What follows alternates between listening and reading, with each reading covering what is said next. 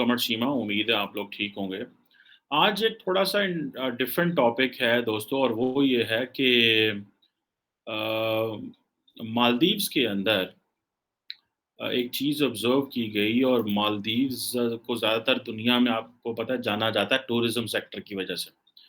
और मालदीव के अंदर योगा की कोई प्रैक्टिस होने लगी थी। योगा को इवेंट जो था वो एक ऑर्गेनाइज़ कराया गया था। वहाँ पे I think Indian high commission ने ये कराया, जो माले कैपिटल है वहाँ पे। और वहाँ पे जो इस्लामिस्ट हैं वो आगे और उन्होंने उसको आके वो जो स्टेडियम था, वो जगह थी जहाँ पे उन्होंने वो प्रैक्टिस करने लगे थे। या इंटरनेशनल डे ऑफ योगा की जो सेलिब्रेशंस हो रही थी, वहाँ पे आके पार्टिसिपेंट्स पे अटैक कर दिया। प्रॉपर्टी को डैमेज करने की कोशिश की, ऑर्गेनाइज़र्स को डैमेज करने की कोशिश की। अब क्वेश्चन ये है कि कि जी योगा जो है वो इस्लाम के असूलों के खिलाफ है। अच्छा, मेरा इसमें जो सबमिशन है इस सारी डिस्कशन में वो ये सबमिशन है कि देखें, और मैं बार-बार आपको पता है कि अपने इस प्लेटफ़ॉर्म से ये बात करता रहा हूँ, कि हमें high politics and low politics को अलहदा रखना है। ये रिलिजन को आप जो है वो स्पोर्ट्स से अलहदा रखें।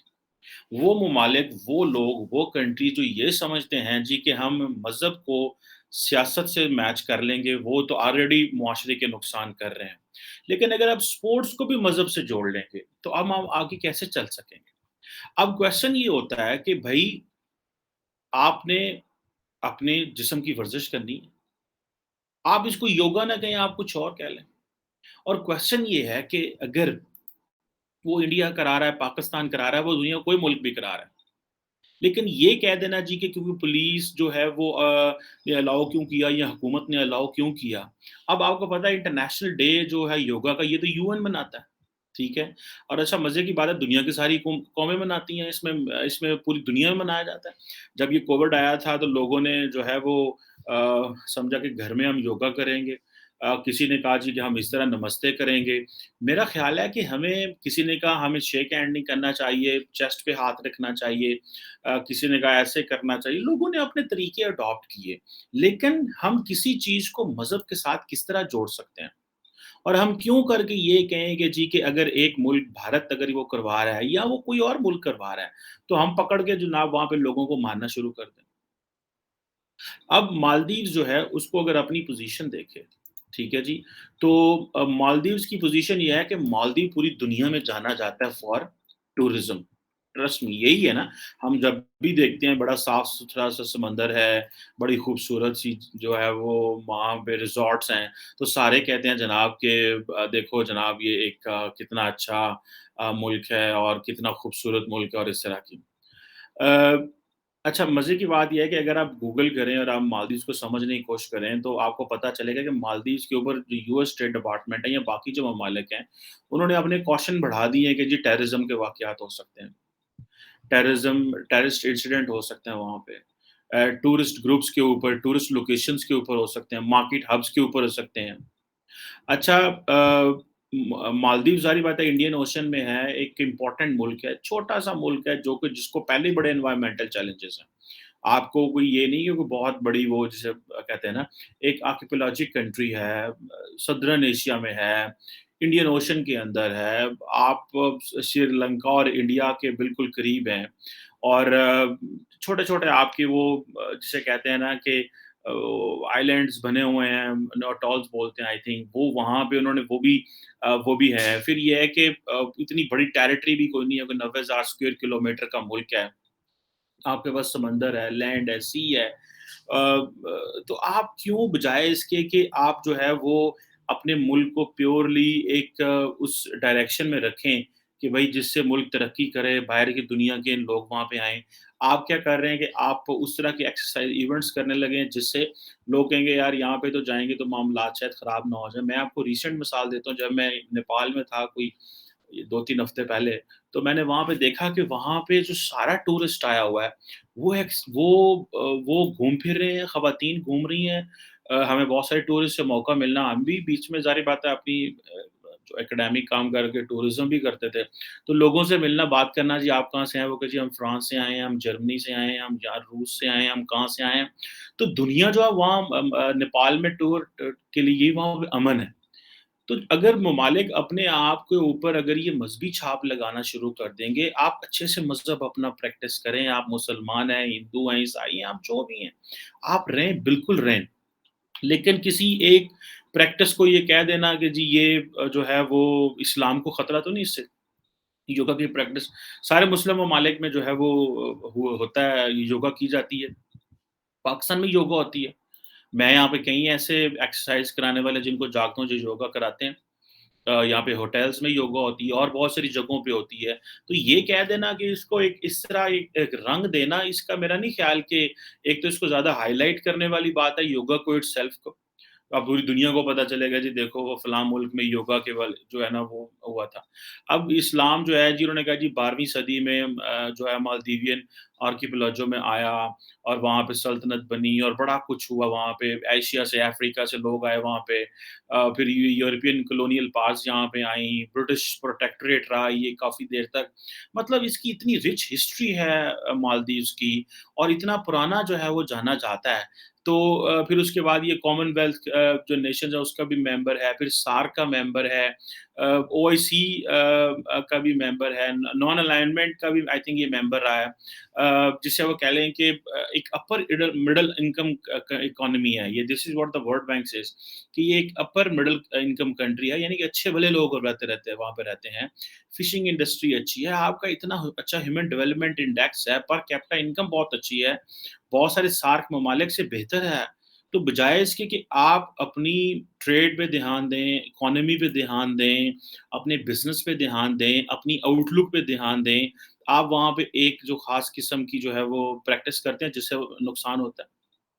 और आपकी डेमोक्रेसी को नुकसान होगा। कल को किसी ने जो है वो लोगों ने यही कहना जनाब वहाँ जाओगे तो वहाँ पे जो है वो वहाँ पे तो लोग मारते हैं। जैसे मैंने कहा कि अगर आप जस्ट ये सिर्फ़ सर्च करने की कोशिश करें मालदीव्स को कि मालदीव्स कितना सेफ़ है, तो स्टेट डिपार्टमेंट की जो एडवाइज़री है वो तो ये है कि इंक्रीज़ कॉशन दिखाएँ अपना। वहाँ पे टेररिज़्म के इंसिडेंट जो हैं वो हो सकते हैं।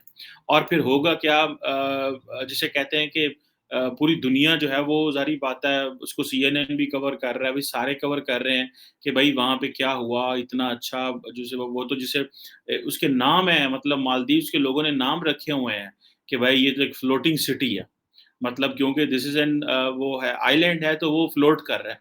फिर मज़े की बात ये है कि आप वहाँ पे जाएँगे, आप वहाँ पे देखें कि रिसेंटली मालदीव्स की जो पुरानी सरकार थी, उन्होंने बड़ी कोशिश की और वहाँ पे दुनिया की अटेंशन डाइवर्ट करने की मालदीव्स में कोशिश की कि दुनिया को बताया जाए कि मालदीव्स जो है वो एनवायरमेंटल चैलेंजेस वहाँ पे कितने ज़्यादा हैं।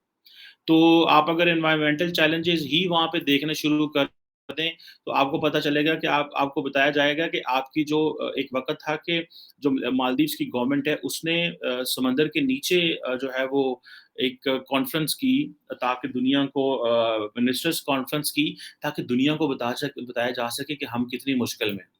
एक तरफ आप दुनिया को ये कह रहे हैं, दूसरी तरफ फिर ये है कि बहुत सारे जो है वो दुनिया टूरिज़्म, मैं रिसेंटली कहीं बाहर जा रहा था, तो एयरपोर्ट पे गया तो उन्होंने बताया जी कि एक कपल भी था, वो भी जा रहा था मालदीव्स।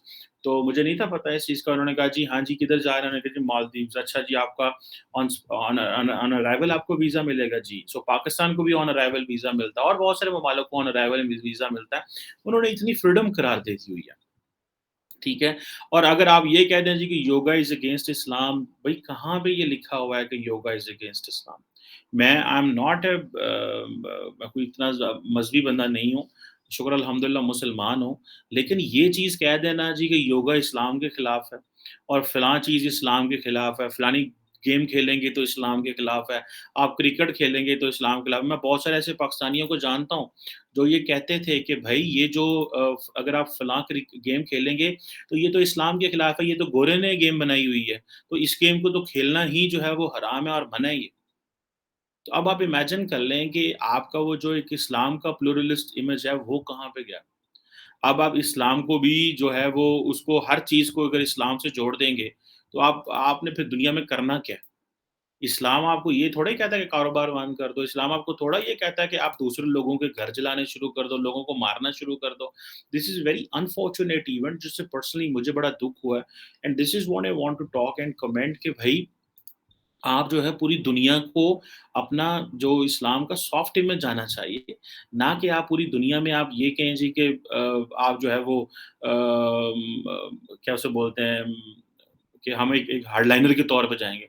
और मैंने इसमें ये भी पढ़ा था कि जो क्या उसे बोलते हैं जब जो दुनिया की 177 मुल्क 177 ममालिक जिन्होंने योगा का इंटरनेशनल डे मनाया था, वो सारे के सारे लोग जो थे वो उनमें उनमें मालदीव्स भी शामिल है, जिसने ये एक्सेप्ट किया कि इंटरनेशनल डे ऑफ योगा मनाना चाहिए। आई थिंक 2014 में इंटरनेशनल डे ऑफ योगा मनाया गया। सो मुझे इस चीज़ की समझ नहीं है कि ये मालदीव्स में कुछ इस्लामिस्ट ने ये क्यों हरकत की है और उसका ज़ाहिर-सी बात है उसके जो कॉन्सिक्वेंसेज़ हैं वो समझने की ज़रूरत है। कॉन्सिक्वेंसेज़ ये हैं टूरिज़्म जा सकती है, लोग वहाँ पे पहुँच के और मज़ीद खतरा महसूस करेंगे।